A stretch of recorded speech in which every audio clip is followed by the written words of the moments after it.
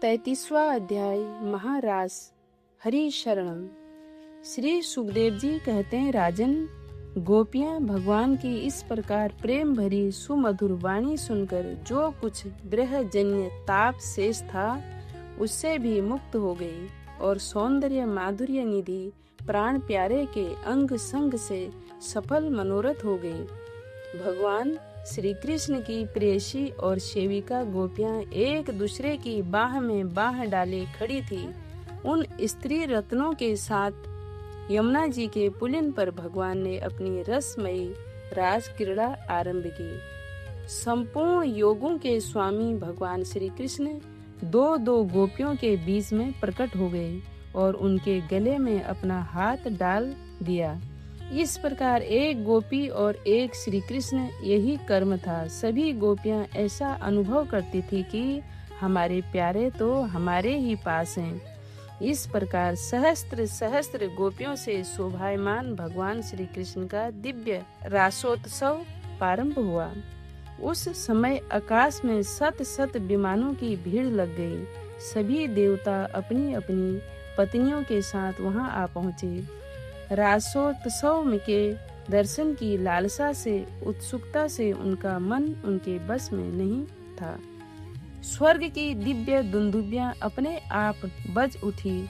स्वर्गीय पुष्पों की वर्षा होने लगी। गंधर्व गण अपनी अपनी पत्नियों के साथ भगवान के निर्मल यश का गान करने लगे। रास मंडल में सभी गोपियां अपने प्रियतम श्याम सुंदर के साथ नृत्य करने लगी।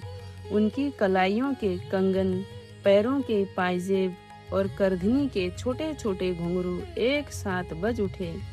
असंख्य गोपियां थी, इसीलिए यह मधुर ध्वनि भी बड़े ही जोर की हो रही थी। यमुना जी की रमण रेती पर ब्रज सुंदरियों के बीच में भगवान श्री कृष्ण की बड़ी अनोखी शोभा हुई। ऐसा जान पड़ता था मानो अनगणित पीली पीली दमकती हुई स्वर्ण मणियों के बीच में ज्योतिमय नीलमणि चमक रही हो।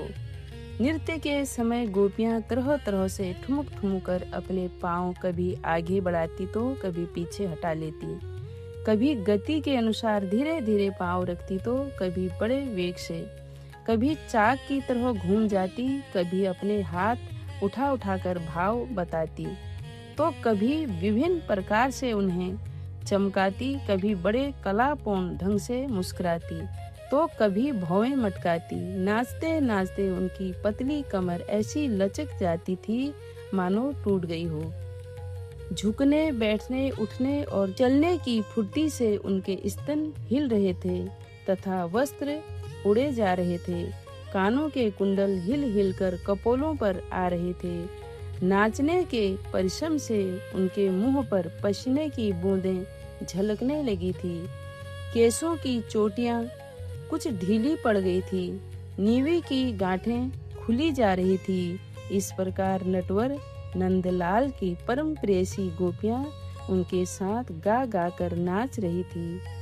परिचित उस समय ऐसा जान पड़ता था मानो बहुत से कृष्ण तो सांवले सांवले मेघ मंडल हैं और उनके बीच बीच में चमकती हुई गोरी गोपियां बिजली हैं। उनकी शोभा असीम थी। गोपियों का जीवन भगवान की रति है, प्रेम है। वे श्री कृष्ण से मिलकर नाचते नाचते ऊंचे स्वर से मधुर गान कर रही थी। श्री कृष्ण का स्पर्श पा पाकर और भी आनंद मग्न हो रही थी। उनके राग रागिनियों से पूर्ण गान से यह सारा जगत अब भी गूंज रहा है। कोई गोपी भगवान के साथ उनके स्वर में स्वर मिलाकर गा रही थी। वह श्री कृष्ण के स्वर की अपेक्षा और भी ऊंचे स्वर से राग अलापने लगी। उसके विलक्षण और उत्तम स्वर को सुनकर वे बहुत ही प्रसन्न हुए और वाह वाह करके उनकी प्रशंसा करने लगे। उसी राग को एक दूसरी सखी ने धूर्व पद में गाया, उसका भी भगवान ने बहुत सम्मान किया। एक गोपी नृत्य करते करते थक गई। उसकी कलाइयों से, कंगन और चोटियों से बेला के फूल खिसकने लगे। तब उसने अपने बगल में ही खड़े मुरली मनोहर श्याम सुंदर के कंधे को अपनी बाह से कसकर पकड़ लिया। भगवान श्री कृष्ण ने अपना एक हाथ दूसरी गोपी के कंधे पर रख रखा था। वह स्वभाव से तो कमल के समान सुगंध से युक्त था ही, उस पर बड़ा सुगंधित चंदन का लेप भी था। उसकी सुगंध से वह गोपी पुलकित हो गई, उसका रोम रोम खिल उठा। उसने झट से उसे चूम लिया। एक गोपी नृत्य कर रही थी, नाचने के कारण उसके कुंडल हिल रहे थे। उनकी छटा से उसके कपोल और भी चमक रहे थे। उसने अपने कपोलों को भगवान श्री कृष्ण के कपोल से सटा लिया। कोई गोपी नूपुर और कधनी के घुंघरू को झनकाती हुई नाच और गा रही थी। वह जब बहुत थक गई तब उसने अपने बगल में ही खड़े श्याम सुंदर के शीतल कर कमलों को अपने दोनों हाथों में ले लिया। परीक्षित, गोपियों का सौभाग्य लक्ष्मी जी से भी बढ़कर है।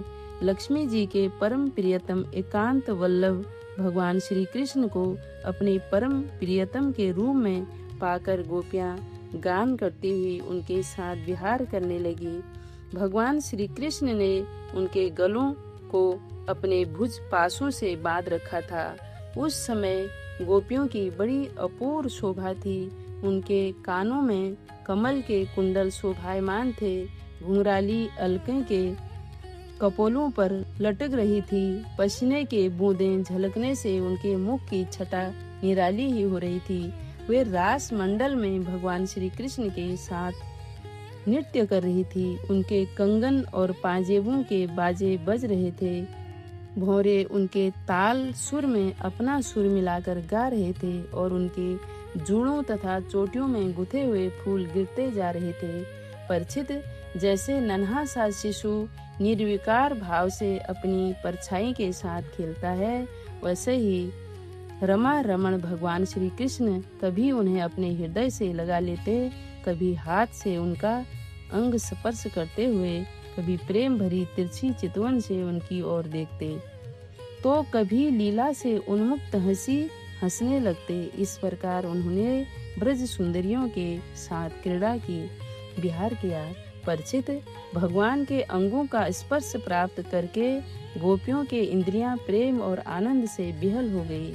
उनके केस बिखर गए, फूलों के हार टूट गए और गहने अस्त व्यस्त हो गए। वे अपने केस, वस्त्र और कंचुकी को भी पूर्णतः संभालने में असमर्थ हो गए। भगवान श्री कृष्ण की यह रास क्रीड़ा देखकर स्वर्ग की देवांगनाएं भी मिलन की कामना से मोहित हो गई और समस्त तारे और ग्रहों के साथ चंद्रमा चकित विस्मय हो गए। परीक्षित, यद्यपि भगवान आत्मा राम है, उन्हें अपने अतिरिक्त और किसी की भी आवश्यकता नहीं है, फिर भी उन्होंने जितनी गोपियां थी उतने ही रूप धारण किए और खेल खेल में उनके साथ इस प्रकार विहार किया। जब बहुत देर तक गान और नृत्य आदि विहार करने के कारण गोपियां थक गई, तब करुणामय भगवान श्री कृष्ण ने बड़े प्रेम से स्वयं अपने सुखद कर कमलों के द्वारा उनके मुख पोछे।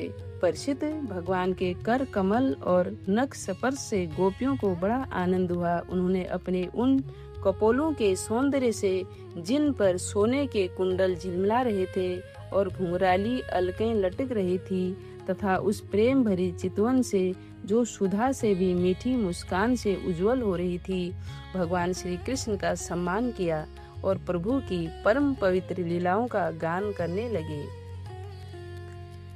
इसके बाद जैसे थका हुआ गजराज किनारों को तोड़ता हुआ हथिनियों के साथ जल में घुसकर क्रीड़ा करता है, वैसे ही लोक और वेद की मर्यादा का अतिक्रमण करने वाले भगवान ने अपनी थकान दूर करने के लिए गोपियों के साथ जल क्रीड़ा करने के उद्देश्य से यमुना के जल में प्रवेश किया। उस समय भगवान की वनमाला गोपियों के अंग की रगड़ से कुछ कुचल सी गई थी और उनके वक्षस्थल की केसर से वह रंग भी गई थी। उसके चारों ओर गुनगुनाते हुए भौरे उनके पीछे पीछे इस प्रकार चल रहे थे, मानो गंधर्वराज उनकी कीर्ति का गान करते हुए पीछे पीछे चल रहे हो। परीक्षित, यमुना जल में गोपियों ने प्रेम भरी चितवन से भगवान की ओर देख देख कर तथा हंस हंस कर उन पर इधर उधर से जल की बूंद खूब बौछारें डाली। जल उलीच उलीच कर उन्हें खूब नहलाया।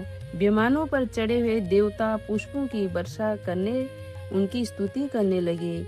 इस प्रकार यमुना जल में स्वयं आत्मा राम भगवान श्री कृष्ण ने गजराज के समान जल विहार किया।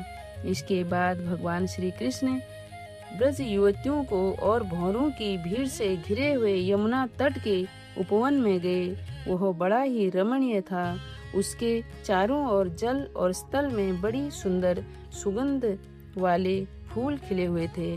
उसकी सुवास लेकर मंद मंद वायु चल रही थी। उसमें भगवान एक इस प्रकार विचरण करने लगे जैसे मदोमत्त गजराज हाथियों के झुंड के साथ घूम रहा हो। परिचित, शरद की वह रात्रि जिसके रूप में अनेक रात्रियां पूंजीभूत हो गई थी, बहुत ही सुंदर थी। चारों ओर चंद्रमा की बड़ी सुंदर चांदनी छिटक रही थी। काव्यों में शरद ऋतु की जिन रस सामग्रियों का वर्णन मिलता है, उन सभी से वह युक्त थी। उसमें भगवान श्री कृष्ण ने अपने प्रेयसी गोपियों के साथ यमुना के पुलिन यमुना जी और उनके उपवन में विहार किया। यह बात स्मरण रखनी चाहिए कि भगवान सत्य संकल्प हैं। यह सब उनके चिन्मय संकल्प की ही चिन्मयी लीला है और उन्होंने इस लीला में काम भाव को, उसकी चेष्टाओं को तथा उसकी क्रीड़ा को सर्वथा अपने अधीन कर रखा था। उन्हें अपने आप में कैद कर रखा था। राजा परीक्षित ने पूछा, भगवान श्री कृष्ण सारे जगत के एकमात्र स्वामी हैं। उन्होंने अपने अंश श्री बलराम जी के सहित पूर्ण रूप में अवतार ग्रहण किया था। उनके अवतार का उद्देश्य ही यह था कि धर्म की स्थापना हो और अधर्म का नाश। ब्राह्मण वे धर्म मर्यादा के बनाने वाले, उपदेश करने वाले और रक्षक थे। फिर उन्होंने स्वयं धर्म के विपरीत पर स्त्रियों का स्पर्श कैसे किया? मैं मानता हूँ कि भगवान श्री कृष्ण पूर्ण काम थे। उन्हें किसी भी वस्तु की कामना नहीं थी। फिर भी उन्होंने किस अभिप्राय से यह निंदनीय कर्म किया? परम ब्रह्मचारी मुनीश्वर, आप कृपा करके मेरा यह संदेह मिटाइए। श्री सुखदेव जी कहते हैं, सूर्य, अग्नि आदि ईश्वर समर्थ कभी कभी धर्म का उल्लंघन, साहस का काम करते देखे जाते हैं, परंतु उन कामों से उन तेजस्वी पुरुषों को कोई दोष नहीं होता। देखो, अग्नि सब कुछ खा सकता है, परंतु उन पदार्थों के दोष से लिप्त नहीं होता। जिन लोगों में ऐसी सामर्थ्य नहीं है, उन्हें मन से भी वैसा बात कभी नहीं सोचनी चाहिए। शरीर से करना तो दूर रहा, यदि मूर्खतावश कोई ऐसा काम कर बैठे तो उसका नाश हो जाता है। भगवान शंकर ने हलाहल विष पी लिया था, दूसरा कोई पिए तो वह जल कर भस्म हो जाएगा। इसलिए इस प्रकार के जो शंकर आदि ईश्वर है, अपने अधिकार के अनुसार उनके वचनों को ही सत्य मानना और उसी के अनुसार आचरण करना चाहिए। उनके आचरण का अनुकरण तो कहीं कहीं ही किया जाता है। इसलिए बुद्धिमान पुरुष को चाहिए कि उनका जो आचरण उनके उपदेश के अनुकूल हो, उसी को जीवन में उतारे। परिचित, वे सामर्थ्यवान पुरुष अहंकारहीन होते हैं। शुभ कर्म करने में उनका कोई संसारिक स्वार्थ नहीं होता और अशुभ कर्म करने में अनर्थ नुकसान नहीं होता। वे स्वार्थ और परमार्थ से ऊपर उठे होते हैं। जब उन्हीं के संबंध में ऐसी बात है, तब जो पशु पक्षी मनुष्य देवता आदि समस्त चराचर जीवों के एकमात्र प्रभु सर्वेश्वर भगवान हैं, उनके साथ मानवीय शुभ और अशुभ का संबंध कैसे जोड़ा जा सकता है? जिनके चरण कमलों के रज का सेवन करके भक्त जन तृप्त हो जाते हैं, जिनके साथ योग प्राप्त करके उसके प्रभाव से योगी जन अपने सारे कर्म बंधन काट डालते हैं और विचारशील ज्ञानी जन जिनके तत्व का विचार करके तत्व स्वरूप हो जाते हैं तथा समस्त कर्म बंधनों से मुक्त होकर स्वच्छंद विचरते हैं, वे ही भगवान अपने भक्तों की इच्छा से अपना चिन्मय श्री विग्रह प्रकट करते हैं। प्रकृति तब भला उनमें कर्म बंधन की कल्पना ही कैसे हो सकती है। गोपियों के, उनके पतियों के और संपूर्ण शरीरधारियों के अंतकरण में जो आत्मा रूप में विराजमान है, जो सबके साक्षी और परम पति है, वही तो अपना दिव्य चिन्मय श्री विग्रह प्रकट करके यह लीला कर रहे हैं। भगवान जीवों पर कृपा करने के लिए ही अपने को मनुष्य रूप में प्रकट करते हैं और ऐसी लीलाएं करते हैं जिन्हें सुनकर जीव भगवत परायण हो जाए। ब्रजवासी गोपियों ने भगवान श्री कृष्ण में तनिक भी दोष बुद्धि नहीं की। वे उनकी योग माया से मोहित होकर ऐसा समझ रहे थे कि हमारी पत्नियां हमारे पास ही हैं। ब्रह्मा जी की रात्रि के बराबर वह रात्रि बीत गई।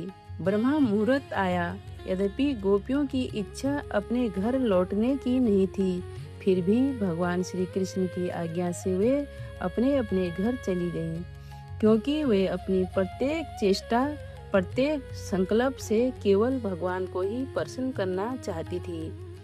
परीक्षित, जो धीर पुरुष ब्रज युवतियों के साथ भगवान श्री कृष्ण के इस चिन्मय रास विलास का श्रद्धा के साथ बार बार श्रवण और वर्णन करता है, उसे भगवान के चरणों में परा भक्ति की प्राप्ति होती है और वह बहुत ही शीघ्र अपने हृदय के रोग, काम विकारों से छुटकारा पा जाता है। उसका काम भाव सर्वदा के लिए नष्ट हो जाता है। श्री भागवत में ये रास लीला के 5 अध्ययन, उसके 5 प्राण माने गए हैं। भगवान श्री कृष्ण की परम अतरंग लीला निज स्वरूप भूता गोपियों को और आह्लादिनी शक्ति श्री राधा जी के साथ होने वाली भगवान की दिव्याति दिव्य क्रीड़ा इन अध्यायों में कही गई है। रास शब्द का मूल रस है और रस स्वयं भगवान श्री कृष्ण ही है। रसोवेश, जिस दिव्य क्रीड़ा में एक ही रस अनेक रसों के रूप में होकर अनंत अनंत रस का स्वादन करे, एक रस ही रस समूह के रूप में प्रकट होकर स्वयं ही आस्वादक लीला धाम और विभिन्न आलंबन एवं उद्दीपन के रूप में क्रीड़ा करे, उसका नाम रास है। भगवान की यह दिव्य लीला भगवान के दिव्य धाम में दिव्य रूप में निरंतर हुआ करती है। यह भगवान की विशेष कृपा से प्रेमी साधकों के हितार्थ कभी कभी अपने दिव्य धाम के साथ ही भूमंडल पर भी अवतरण हुआ करती है। जयति तेधिकं जन्मना ब्रजः श्रयत इंदिरा सस्वदत्र